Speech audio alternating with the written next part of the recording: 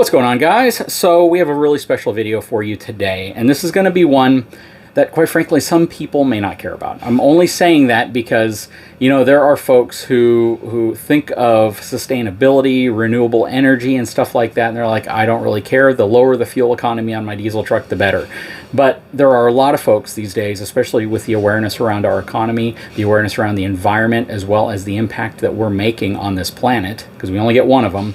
And they really care about that. They want to understand that the things that they're buying partially because they realize it's less negative impact towards the planet than, you know, some other products. So that's what we're going to talk about today. And if this is your jam, if you are into understanding renewable energy, reliability, as well as the ability for something to be sustainable, this is the video for you. Hang tight. I'll be right back.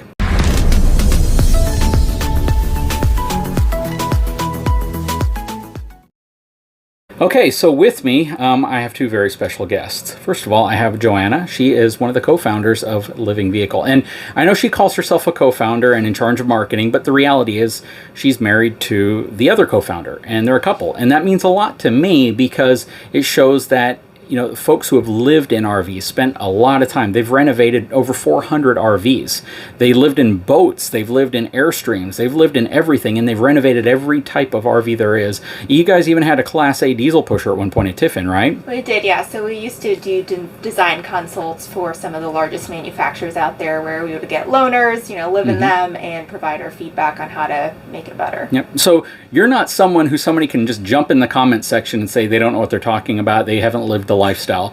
You've not only lived the lifestyle, but you were drug in, kicking and screaming into the lifestyle when you met Matt. And that's really a good thing, because it's one thing when you build up the excitement about being in the RV lifestyle and you build it generically from scratch and you're like, this is something I wanted to get into, but you didn't necessarily want to get into it when this started, right? You got into it and then had to adapt to it, and then all of a sudden it became a passion. Yeah, I mean, he was living this lifestyle. He was all about small spaces. He had a ton of RV experience growing up as a kid.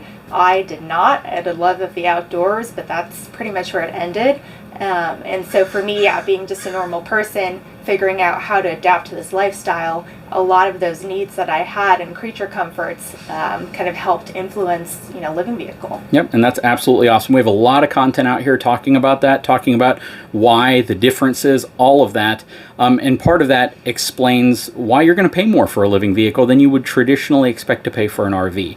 But it all goes into the concept of building something that's absolutely amazing with the highest level of quality. And part of that is being able to achieve a level of sustainability and renewability that you typically don't see in the RV industry. And that's why we have Mandy here with us today. So Mandy's with an organization called TRA. Do you want to take a moment and introduce yourself and what you do? Hi, thank you. My name is Mandy Lazenby, president of TRA Certification based out of Elkhart, Indiana. And we are a third-party certification firm.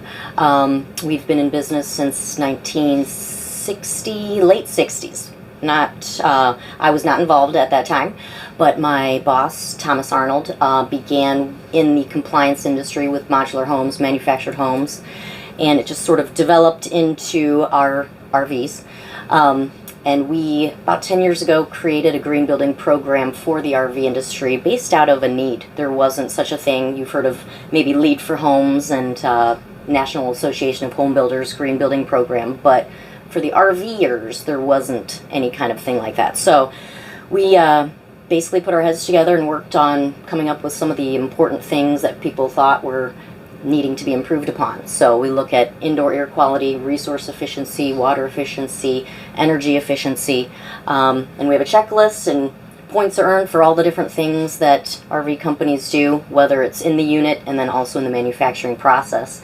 And I am here now because I am with the greenest company ever certified Living Vehicle. Yep, and so this is a really cool topic because I've been doing this for a while as well, and I've worked with, I've interviewed, I've spent time with, and I've collaborated with many of the major brands that you typically see that come out of Indiana. And trendy is kind of a term that they all like to apply to themselves. We do things that are innovative in the RV industry, but not necessarily groundbreaking. And oftentimes it's to compete against the brand that's next door. And they have this approach to innovation as, well, if Grand Design's doing it, then we're going to do it. If Thor's doing it, then we're going to do it. If you're Thor and you see Forest River doing it, then we're going to do it. And they start to kind of adopt this same mentality. Unfortunately, the one area that is trendy, but it's not necessarily widely adopted in the main industry, is green energy or green power and renewability and sustainability. These are all things that are terms that are thrown around by all of them. It's a topic that they all want to participate in, and they want people to believe that they really care, because to some degree they do. I don't want to say that they don't want to improve, all of those check boxes, but for the most part they know that consumers are more aware about this stuff than they've ever been. So they all want to say we're participating in it. We're doing a little bit here. We're putting a little bit more solar on top. But typically it has some other function. Well, we don't want the landing gear system to malfunction, so we're throwing solar on top to maintain the house battery so it works. But since we have solar on top, now it gives us an extra point. So they're taking advantage of it that way, which isn't a bad thing. Any step towards earning more points is always a good thing. But what's interesting here is Living Vehicle basically rewrote the book on sustainability and renewability, and it's not inexpensive to do that. That's another part that I always like to throw in here. When we talk about value and cost and what you pay for these things, whenever you say we want to do something groundbreakingly different in any field, it takes a lot of money to do that. It takes a lot of cost and engineering and research and time. And just being out here spending time in these units and then finding out that they scored, I think, I'm going to let you kind of go over that here in a second, but it was kind of off the charts, really means something, because it takes a lot of money to do that. Everything takes money. Throwing tons of solar on top of the roof. We did a video on the technology package in one of these. $100,000 in just solar, batteries, and related equipment in a Living Vehicle. That is more than a high-end Montana costs brand new, the entire fifth wheel. So, and that's just in the ability to keep this thing as an off-grid, fully sustainable RV, and that's amazing. And when you look at it, it's easy for other manufacturers to say, we'd love to do that, but you have to invest in doing that. And it might price them out of what they're comfortable selling their units for, right? So from a TRA perspective, what really struck a chord with you and your organization and Living Vehicle? Well, aside from them basically destroying my checklist and being off the charts, what blew me away was their attitude. And I mean, we've been doing this for 10 years, and at the beginning it was not received, I wouldn't say wasn't received well, but people were a little bit leery of it, kind of scared that, I don't know if they were scared that this was where it was going, or things were going to be pointed out that weren't green. But Living Vehicle has been developed with sustainability in mind from the beginning, and it's not just an afterthought or a box that's checked to maybe appeal to a small niche market. This was their goal from the beginning. So it's something I'm not used to. I work with a lot of wonderful manufacturers, but none of them have made the claims of green that Living Vehicle has, and has scored as well as Living Vehicle has. But it's nice to work with a company that just wants to do the best, wants to be the best, not just mediocre, not just up to code, not just a little bit of solar or a little bit of water, just all of it. So I think what makes people nervous about sustainability and solar and water generation is like, well, what if I run out? What if I don't have enough? And with Living Vehicle, it's just, you don't even have to worry. It is completely taken care of. I'm in here, I'm looking, and everything that you're looking at probably has some sort of sustainability factor to it, whether it's the countertops, the faucets, the soft goods. Everything that was purchased and put into this unit has had the question asked of that product, is there a green take on it? Is there anything sustainable about this component? Mm-hmm. And that again is wonderful to be able to be a part of. Instead of having to go research whether that faucet is low flow or this flooring is low VOC, they already knew. They already did the research. So it made my job really easy. So thank you. And I think part of that is understanding that by doing all this, they are putting themselves into a niche market. Again, I hate to always talk about cost, but let's bring that back up. If any of the major manufacturers in Indiana had this exclusive approach about their RV, they would instantly be in a scenario where they're like, wow, our faucet cost just went up. Our AC cost just went up. The flooring we used cost just went up. The type of insulation we use, everything is just going up, up, up in price. The amount of solar we have to go in is going up. So all of a sudden, a unit that might typically sell for $35,000, $50,000 unit, because they have to completely change the design of that unit. And there's another thing that's really interesting. When we talk about quality, craftsmanship, and material usage, I love the fact that you all consider this a lifetime investment. Absolutely. This can be handed down generationally. You can leave this on a piece of property. It's kind of like, everyone got into zombie flicks for a long time. This is like, Earth has been plagued by zombies for the last 25 years. You have a few survivors. They come across a ranch and they go in the backyard and there's a living vehicle in mint condition. You know what I mean? Overgrown with grass around it. But when you put the type of construction, architecture, and concepts into this unit like you did, this can be something that's left on a piece of property. I don't know if a rat could get into this if they tried. All aluminum flooring, aluminum structure. I mean, how would they even enter into this living vehicle? It's almost impossible. I say that because a sustainability aspect that I don't know if it's part of your checklist is the fact that things at some point have a lifespan. And once that lifespan expires, what do you do with it? It turns to junk. It's trash. And a lot of people believe when I go out and I buy X brand of RV on a dealership lot and I pay 25 grand for it, after 5 years, 6 years, it's probably going to be falling apart and in a junkyard. It will not exist anymore. It'll be totaled. Something is going to be completely so bad in that unit that you just can't use it anymore.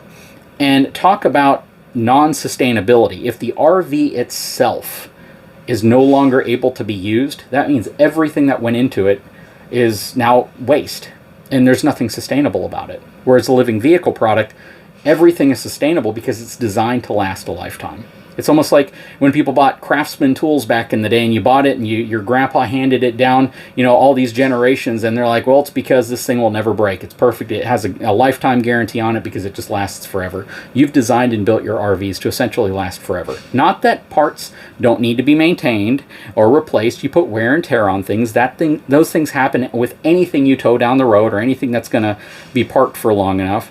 But everything you've designed is made to be replaced. It can be replaced and upgraded. Solar panels, windows, all that stuff. And that is, again, it speaks to the fact that you all went into this with the understanding that you wanted it to have that outcome at the end of being like the most sustainable, most renewably based product that you can purchase.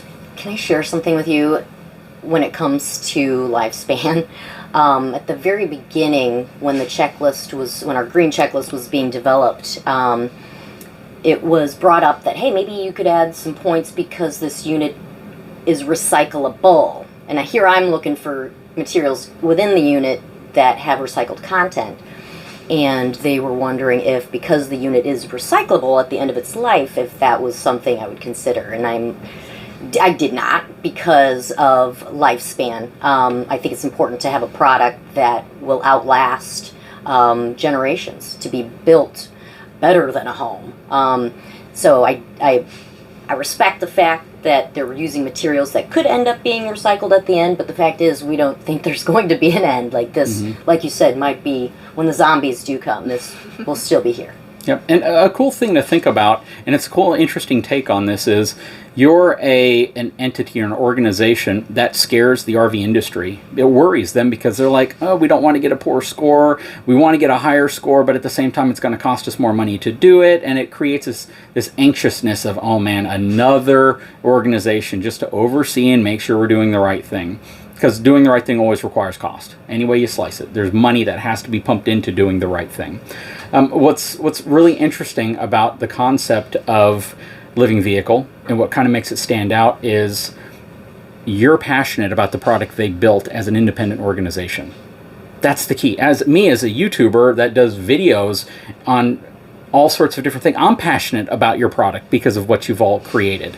And to actually get an organization that your whole goal at the end of the day, I mean, I hate to say it, but I'm going to say it, it's to go out and criticize the industry and make sure they do things better. If you don't give them an X instead of a check, then they're never going to know that they have to be better in that area. Right. So for you as an independent organization designed to go out and kind of hold the industry accountable and understand that this is something to pay attention to get passionate about something like this. That's the thing. I came out here with no expectation of what I would see.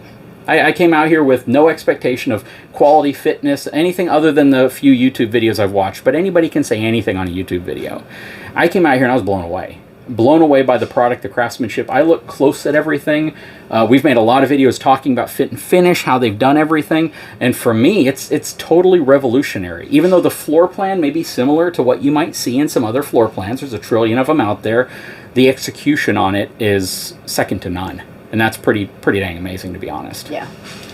Thanks, JD. Yeah, I mean, it has been part of our ethos since the beginning, as we talked about, Matthew being an architect and just the way that we went about designing this.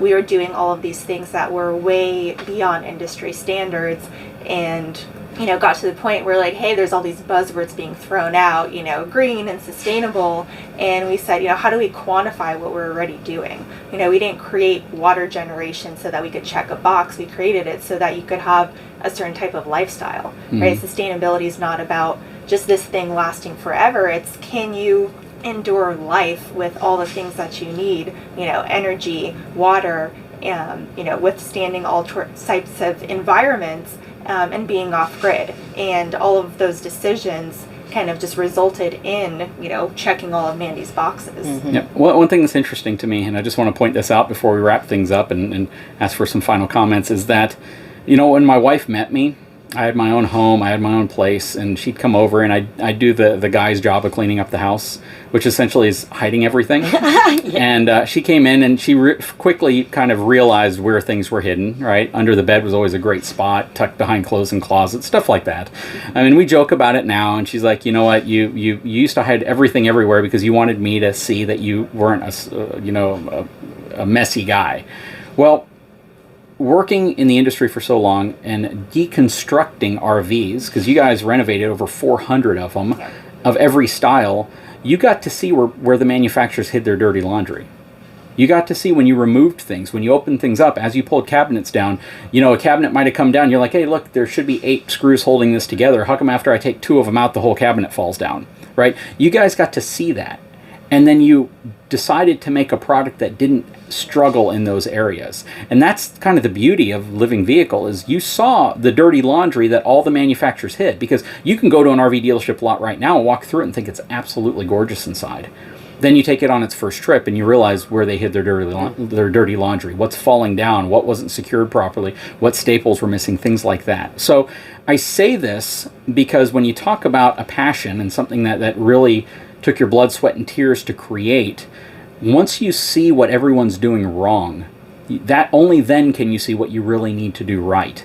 And I think that's really what created such a great product here, is the fact that you saw where it was lacking. And you decided that cost be damned, weight be damned, we're going to make it right. So it's not a lightweight unit, it's not an inexpensive unit, but it sure as heck checks every single box. As long as this floor plan is adaptable for your family and your lifestyle, it checks the box. And they've done it in a sustainable, green way. And there's a lot to be said about that. Final comments? Yeah, I think, the industry hasn't changed in a very long time because it hasn't needed to. And I think the modern day consumer is wanting, a different lifestyle. They care about these things and the way that they want to use their product as well. And like I said, we were our first our own consumer. I was a demanding client telling my husband, here are all the things that we need to change to make this more livable, and for something to actually enjoy being in. And we just made it happen. I'm blown away. I wish that I would be able to take one of these units back with me to Indiana and display it at the RV MH Hall of Fame. I think, although I'm pretty sure maybe some bigwig manufacturers would vandalize it because you're scaring them. But it is just wonderful to know that this kind of product is out there, and this is really what I think other RV manufacturers should shoot for. Obviously, you're not going to have anybody up at your level, but just to show what the opportunity is, what things are capable of. Just what can you do with a unit to not only make it better for the environment, make it better for the RVers that are using it. Yeah. better for them, better for the earth. It's just a wonderful product. Yep, absolutely. Well, ladies, I definitely appreciate you for coming on the channel talking about this. It's an important topic, and I'm sure some people hung to the end because this is something people think about, and it's good to know that you've addressed it. It's just another box that you've checked, and that's the cool aspect of it. Is you're not checking boxes just to check boxes. You're checking boxes by way of building a phenomenal product, and there's a lot to be said about that. So thank you again. Thanks, Judy. Anyways, guys, I sure hope you enjoyed this video. If y'all haven't had a chance, please take a moment, subscribe to the channel. We'll eventually get to the RV tours, which you've pretty much had a chance to see a lot of them, but we'll get in the nitty-gritty. Anyways, we'll talk to you again real soon.